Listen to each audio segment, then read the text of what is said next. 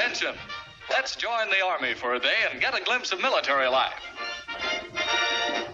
Here we are at Fort Nix, typical of the many training camps throughout the country.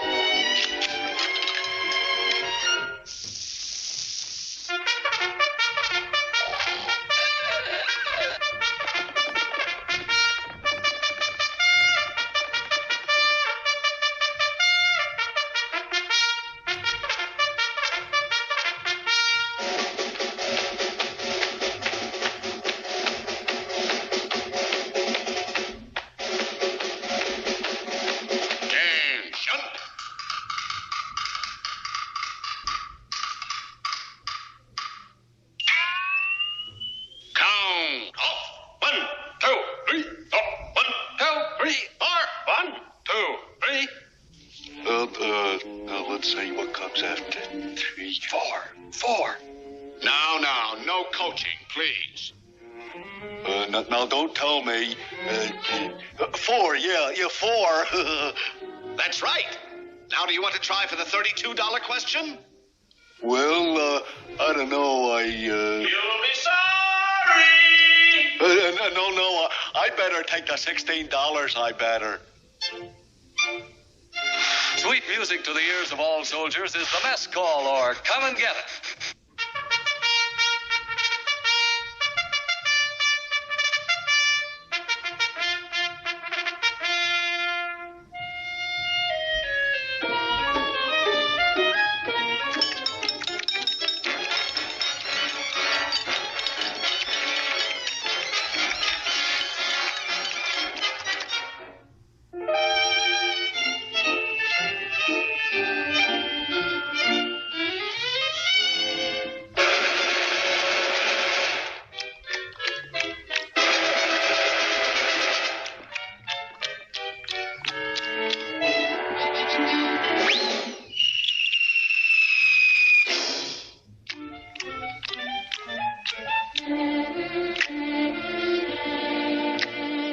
And so, their appetites appeased, the Army is ready to carry out the orders of the day. One of the most colorful sights is the well-trained cavalry as it goes through its daily drills. Company, attention! Mark, tight! Right, face! Forward, march!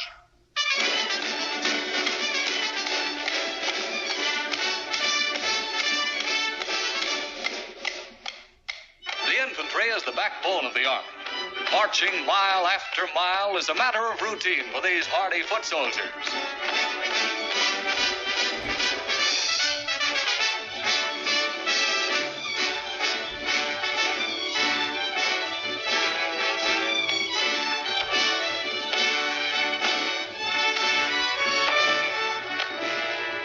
Following close behind, the camouflage troops.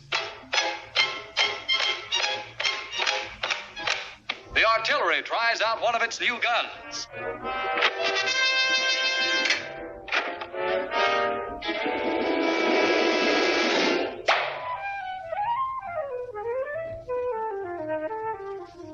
In contrast to the mechanized equipment used by the soldiers of today, early conscriptees were trained with makeshift substitutes.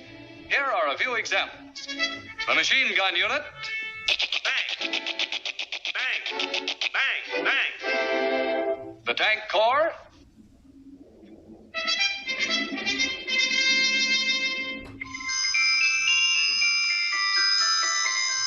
The parachute troops.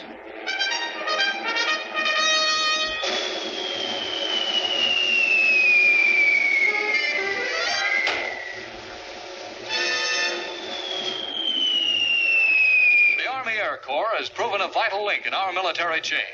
During maneuvers, pursuit planes engage each other in aerial games.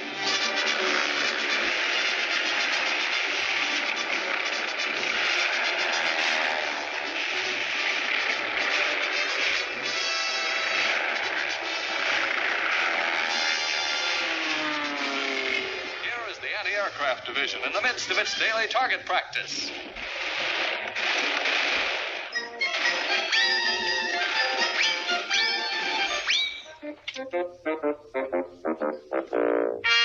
The largest guns of the Army are those of the Coast Defense. Directions for firing these huge monsters originate at Army headquarters, many miles behind the lines.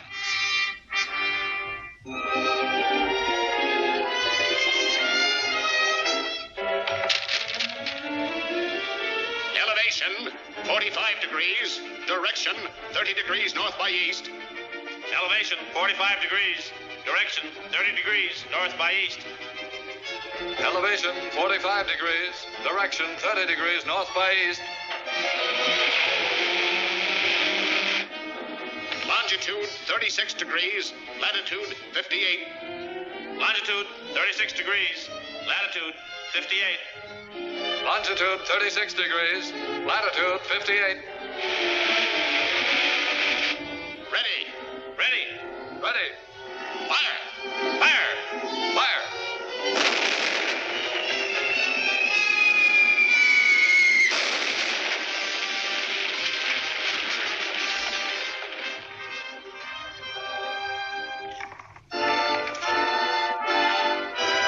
I'm a bad general.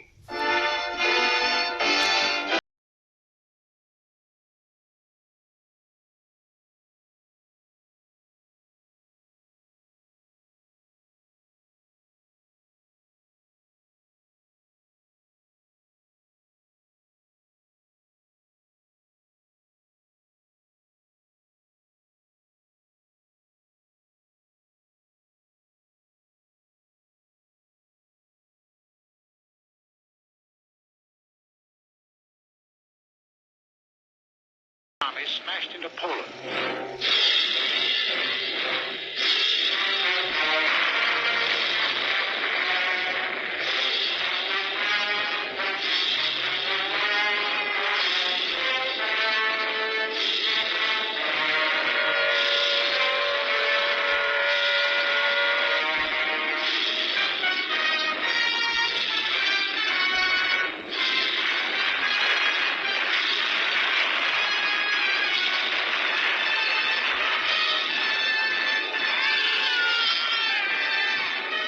England and France had a treaty with Poland.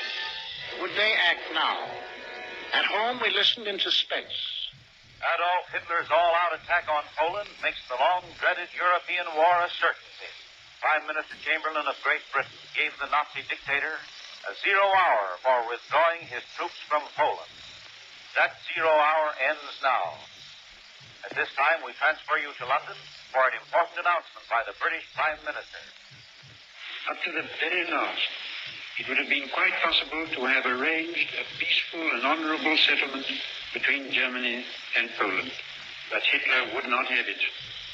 A situation in which no word given by Germany's ruler could be trusted, and no people or country could feel itself safe, has become intolerable. Now, may God bless you all, and may He defend the right. For it is evil things that we shall be fighting against. And against them I am certain that the right will prevail. 6 hours after Great Britain declared war on Nazi Germany, the Republic of France followed. All France is in a maelstrom of activity. The Maginot Line has already opened fire on the Germans. The sparring is ended. World War II has begun.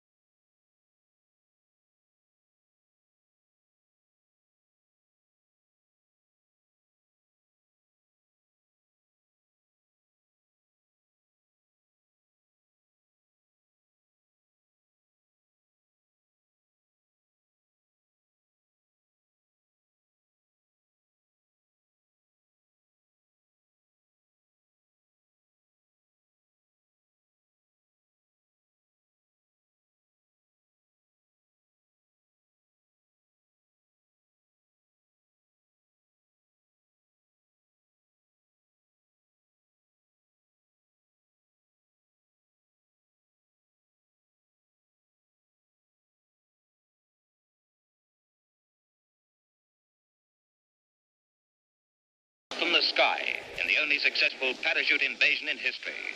This is the epic story of Greece and Crete.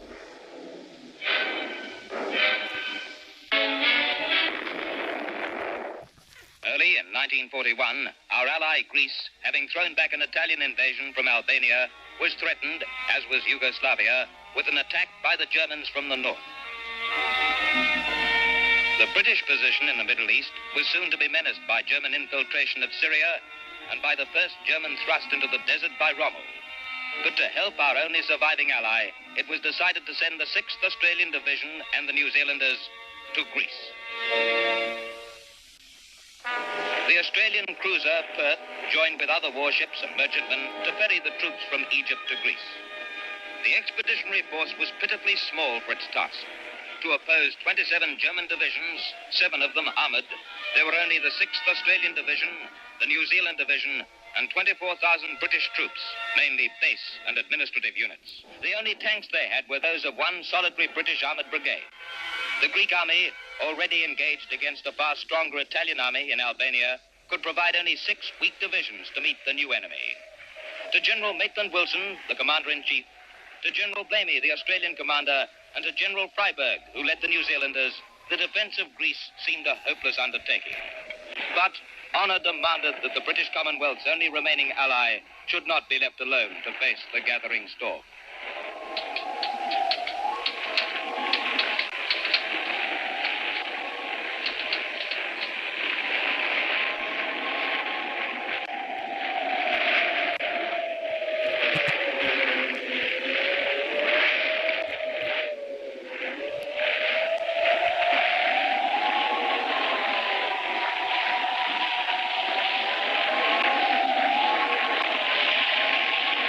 The Italian Navy sallied out to attack the convoys. But at the Battle of Matapan on March the 28th, the Mediterranean fleet, with Perth and HMAS Stuart well to the fore, whipped the Italians so soundly that they did not venture out again.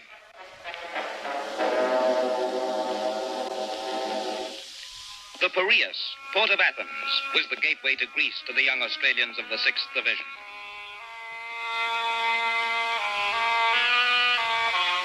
To the New South Welshmen, it seemed strangely like home. The hard light, the grey-green trees, the clear water. They went ashore with excitement and eagerness, glad to be quit of the harsh desert and the dust and the sand. There was another thing they noted with pleasure as the crowded lorries bore them to their camps. Here in Greece, their welcome was sincere and warm. The New Zealanders were given the same generous reception.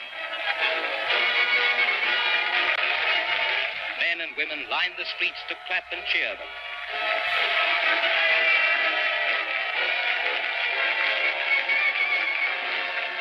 Thumbs up for good luck. They marched with an air, these young warriors from 10,000 miles away, and the Greeks hailed them with relief and gratitude. Behind an Australian Bren gun carrier marched a column of British troops, reminder to the Greeks of times before when Britain had stood their friend against tyranny. They had never doubted that Britain would answer their call for help once more. This was Greece, cradle of Western civilization, birthplace of the democracy for which they had come to fight. Every pillar and stone of the Parthenon was heavy with history. Athens, a word to conjure with.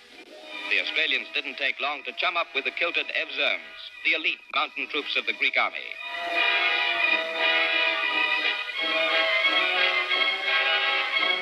There was a ready comradeship between the Australian and Greek fighting men. Language was a problem. But a drink's a drink in any language, even if it's called ouzo.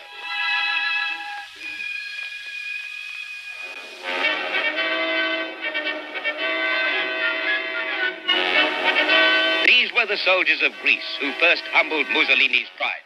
They marched past their king.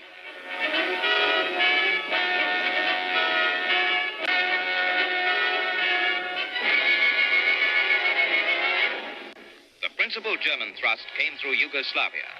The Australians' main task was to hold the line of the Aliakman River with the Greek army on the left and the New Zealanders round Mount Olympus on the right.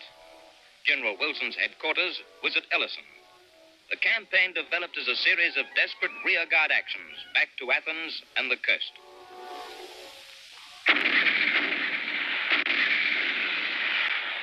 On April the 6th, the Germans struck into Greece.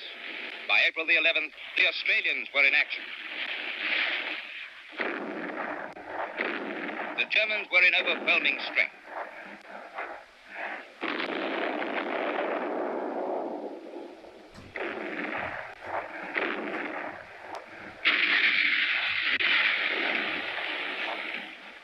Now the New Zealanders had their baptism of fire. Blitzkrieg tactics forced the heavily outnumbered defenders to fall back, fighting desperately.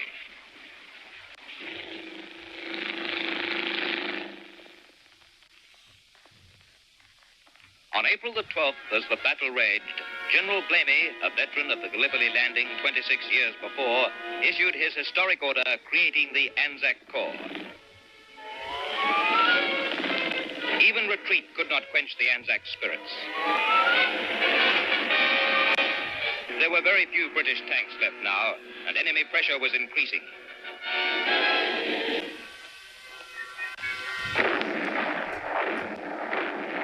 German artillery harassed the retreating Greek and Anzac columns.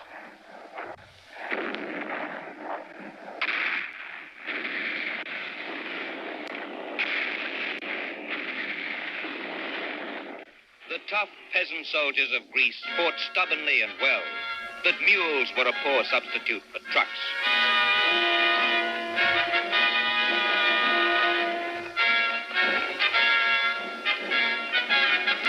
Fighting in the shadow of Mount Olympus, they found that courage alone was not enough. The withdrawal continued as rear guards, fighting bitterly, tried to slow down the enemy advance. Troops had to be constantly on the alert for attack from the air, for the German Air Force had complete mastery of the skies of Greece. The German pilots knew that heavy traffic passed through this village.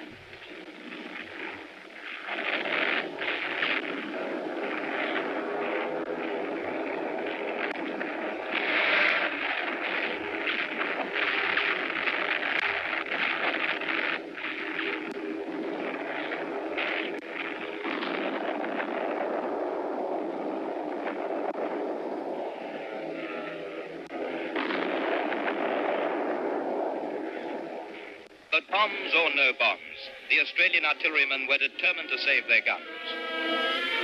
In Greece, as in other countries of Europe on which the mailed fist of Germany had fallen, the people learned what total war meant.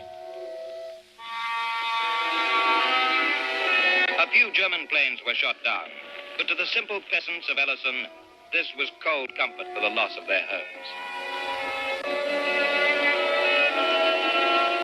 This was a familiar sight to anyone who served in Greece. The young men were all at the front, so to the sturdy peasant women fell the task of keeping the roads open.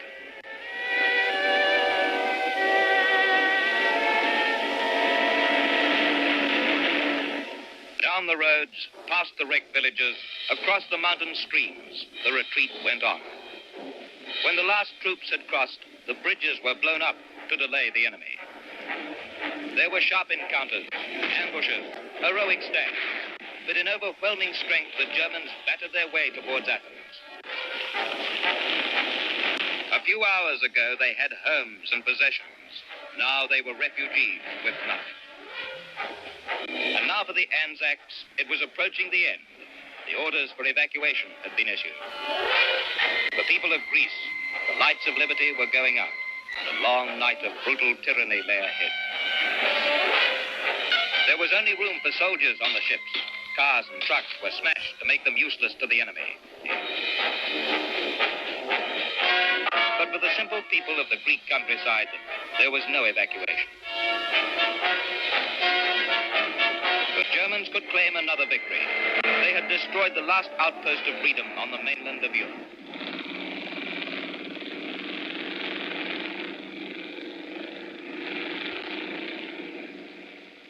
The Anzac Corps' successful fighting withdrawal of 300 miles was a greater military achievement.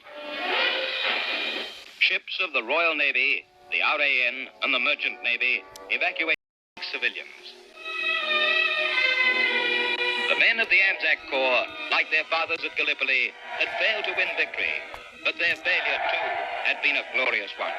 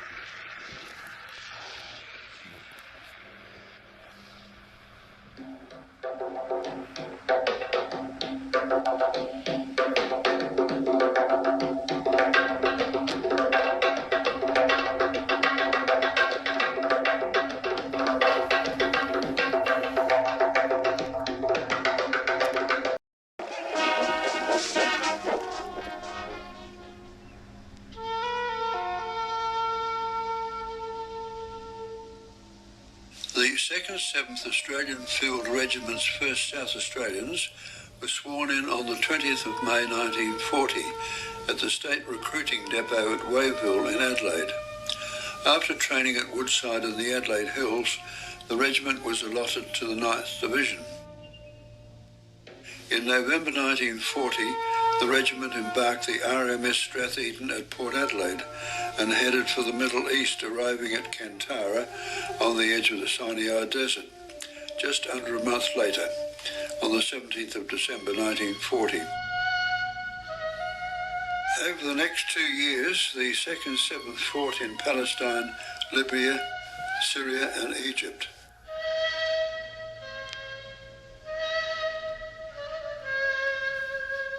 Then in June 1942, it was ordered to El Alamein, which was considered a crucial last stand against the Axis powers' attempt to take over northern Africa.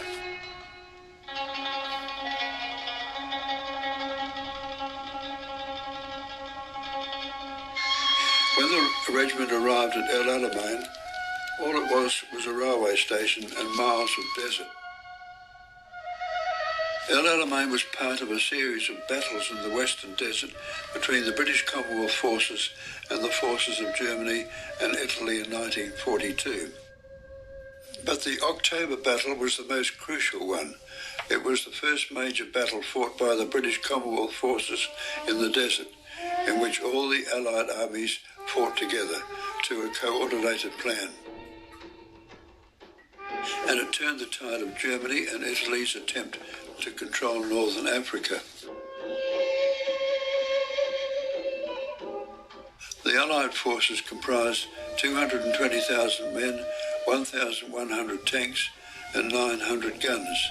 The Axis forces had 180,000 men, 600 tanks and 500 guns.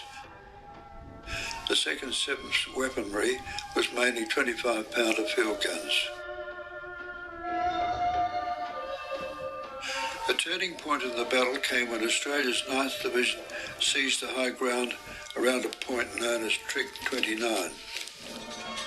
Alarmed that one of his divisions was trapped against the Mediterranean Sea, the German commander, Erwin Rommel, nicknamed the Desert Fox, fought back, pummeling the Australian positions for 5 days. The fierce exchange enabled the British commander, Bernard Montgomery, Monty as we know, to move his troops and to threaten the encircled Rommels. Rommel had no option but to withdraw, eventually to the Tunisian border. Finally, faced with unrelenting attacks from the Allied forces, together with the previous Battle of Tobruk, the Axis forces retreated from all of North Africa. The Allies suffered 13,000 casualties during the Battle of El Alamein. The 9th Division alone suffered 5,800 casualties. The 2nd 7th suffered 39 killed in action and 87 wounded in action. Informed of the El Alamein victory, the British Prime Minister Winston Churchill ordered church bells to be rung throughout Britain for the first time since the outbreak of war in 1939. Australia did the same when the news broke here. After World War II ended in 1945, members of the 2nd 7th attended annual reunions to mark the battle and to remember their fallen mates.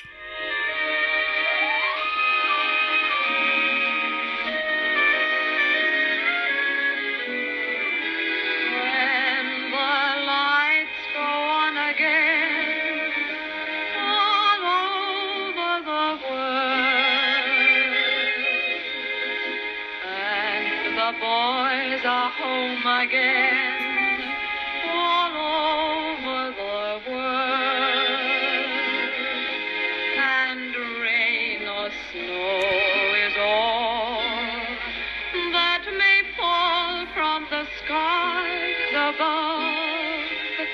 A kiss won't mean goodbye, but hello to love.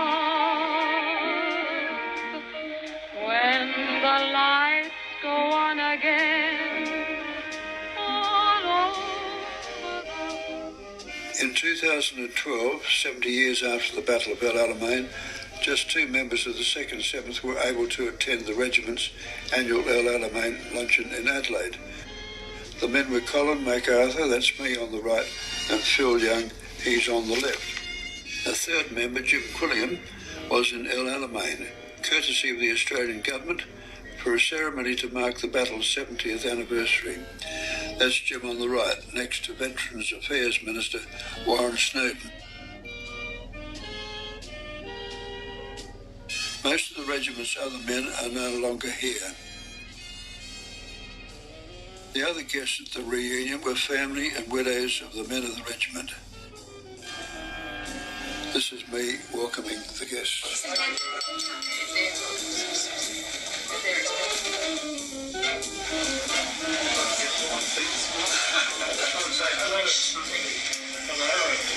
Welcome to the 70th anniversary of the El Alamein, which was fought, as you know, on the 23rd of October 1942, 70 years ago. This is our last occasion, unfortunately, that we're going to meet here because there are very few numbers of the old regiment still on the ground. Phil and I seem to be the only two here. The only two out of about 450, I think.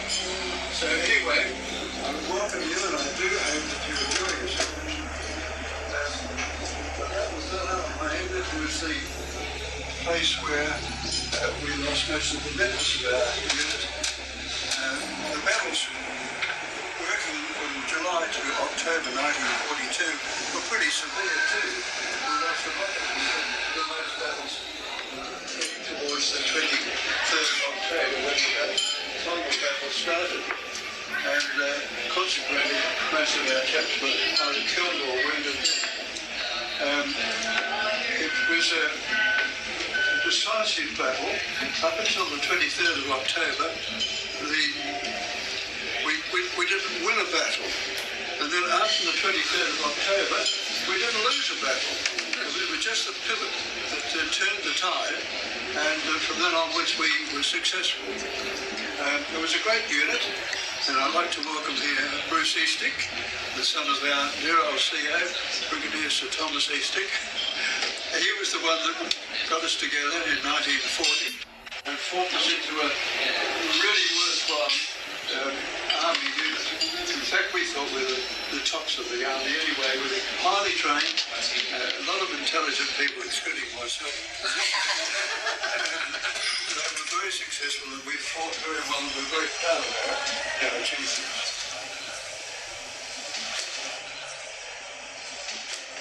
But it can't run out of the pub, so and to excuse me. I'm getting any younger these days. Jim Puddin is always here, as you know, but he's away as the guest of the Australian government in representing us at the 70th anniversary at El Alamein this year.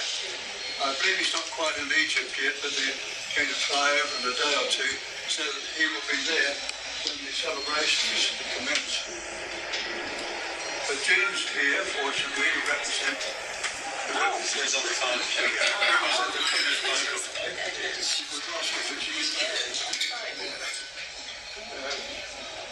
Unfortunately, since we were here, we've lost 4 of our old members of the regiment, namely Joe Bourne, Phil Kellogg, Les Tonkin, and Jack Shreever. Unfortunately, Doreen is here. Oh, that's Doreen. She's here to join us today. It's very sad we should lose those 4, but it's inevitable, I suppose, in old age that we now reach. Anyhow, thank you all very much indeed for coming today. There's some good food around, very good company, so make the most of both, and I wish you all very well.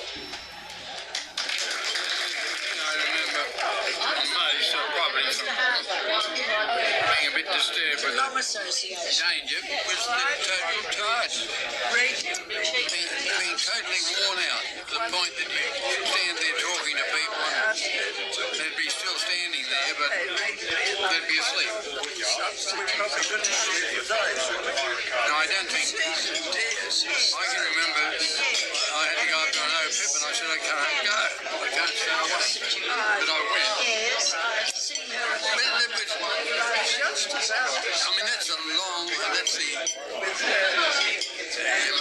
deepest feeling is the total worn out tiredness of it all.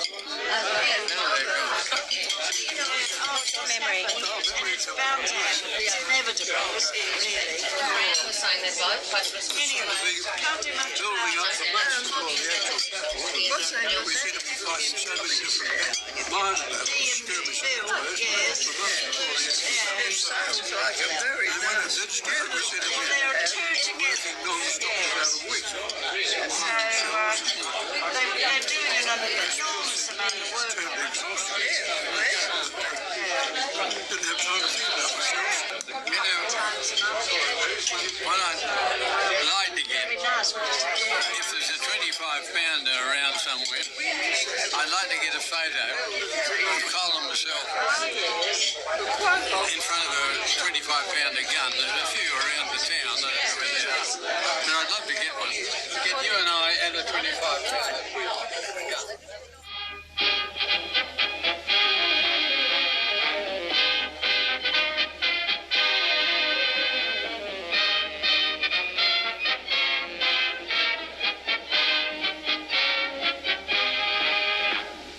This is the Army, Mr. Jones.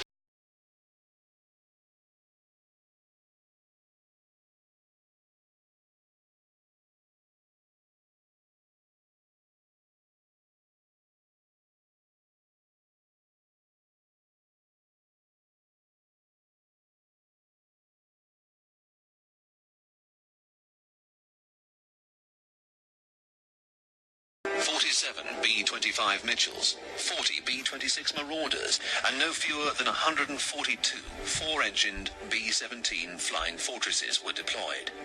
Their aggregate bomb load was 453 tons, and in a matter of hours, 14 centuries of history was reduced to rubble.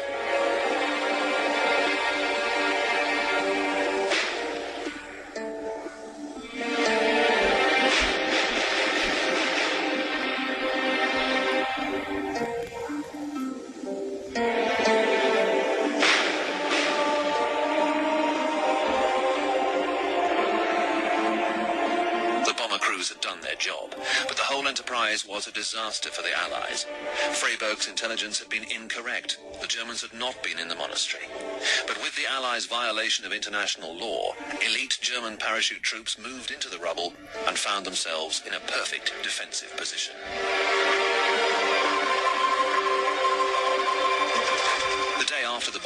The 2nd New Zealand Corps made its move, but the Indians and New Zealanders failed to make the breakthrough. The Indians fought hard, but the German defenders in the monastery ruins forced them back. The 8-centimetre German mortar proved an especially valuable infantry weapon, both at the monastery ruins and to the south. The New Zealanders failed in their attempt to break through the German defences at Casino Town itself. Here, a detachment of Maori troops crossed the Rapido River, but struggled to make any progress in the town. Though they succeeded in capturing the railway station under cover of smoke generators, the Maori infantry lacked anything in the way of armoured support. Allied tanks like the Shermans were unable to cross the river. As a result, just 2 panzers were able to pummel the Maori positions. With British units also unable to capture the essential objective of Monte Calvario, the offensive was abandoned after just 3 days. The bombing of the monastery had achieved nothing. But General Freyberg remained convinced that massive firepower was the way to break through at Monte Cassino.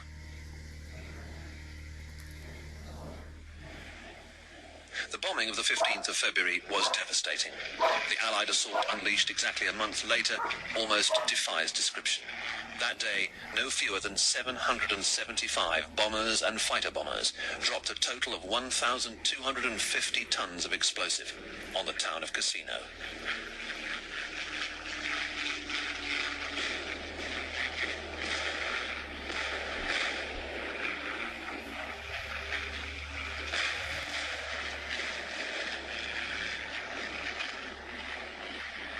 Immediately afterwards, the artillery opened up. 750 guns fired a total of 195,000 shells in just 2 hours against a target 1 mile wide.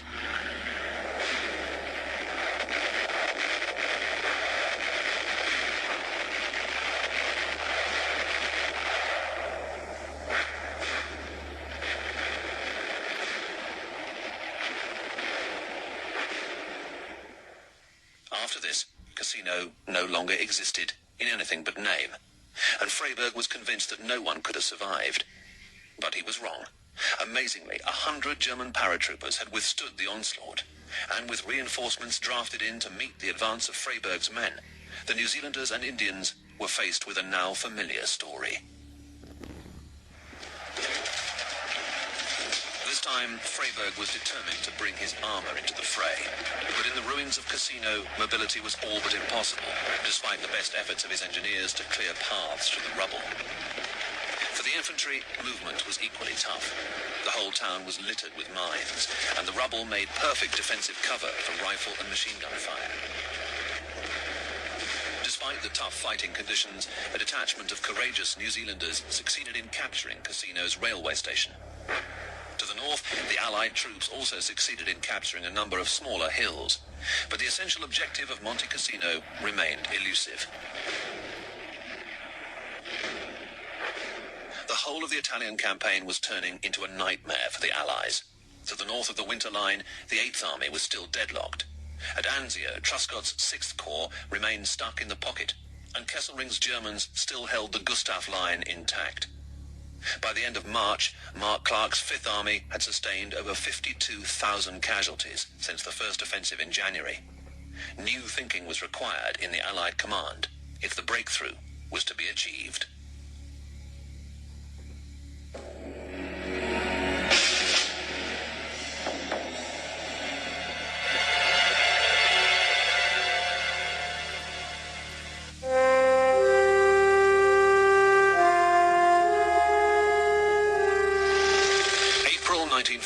Saw a lull in the fighting on the Winter Line and at Anzio, as both sides paused for breath and waited for better spring weather.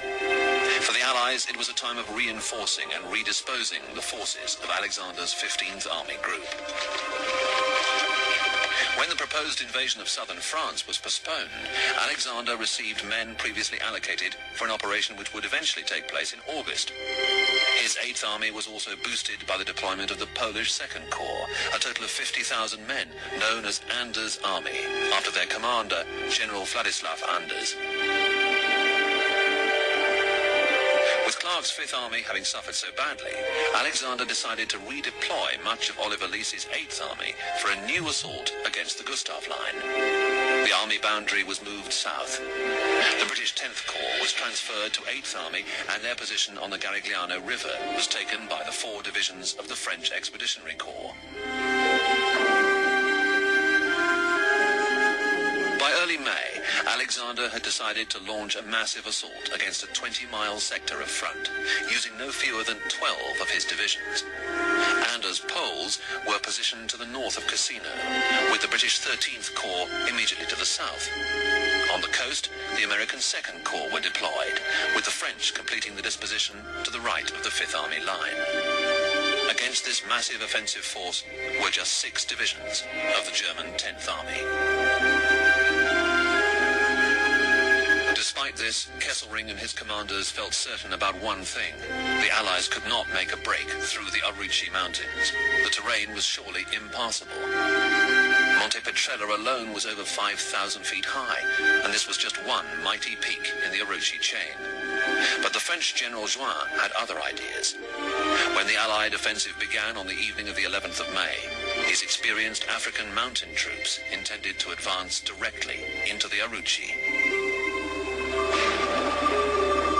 Predictably, the assault began with another massive artillery barrage, and the newly deployed Poles were quickly into the fight at Cassino. But the Germans again mounted a stiff defense, inflicting heavy losses on Anders' men, as the British struggled to break through into the Liri Valley below. In the Fifth Army sector, developments were more promising for the Allies. Within 2 days, the Americans were making good progress towards Formia, despite the attentions of 14th Panzer Corps. But it was the French who made the decisive move. By the 13th of May, Juin's men had captured Monte Maggio. 2 days later, provisioned with goats on the hoof, these hardy mountain soldiers captured the fearsome Monte Petrella, and the way was clear for the French to move north behind the Germans into the Liri Valley.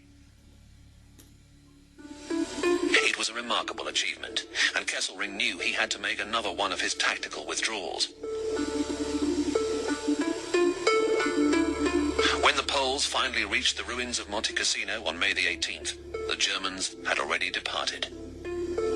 After 4 months of struggle and controversy, the ruins of the monastery were at last in Allied hands.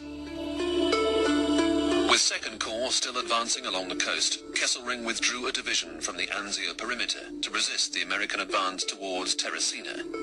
But the situation was now critical for the German Field Marshal. The Anzio beachhead had been substantially reinforced, and on the 23rd of May, the men of 6th Corps broke out of the perimeter after 4 months of deadlock. 2 days later, the 6th Corps and 2nd Corps of Mark Clark's Fifth Army finally joined up to the north of Lake Fogliano.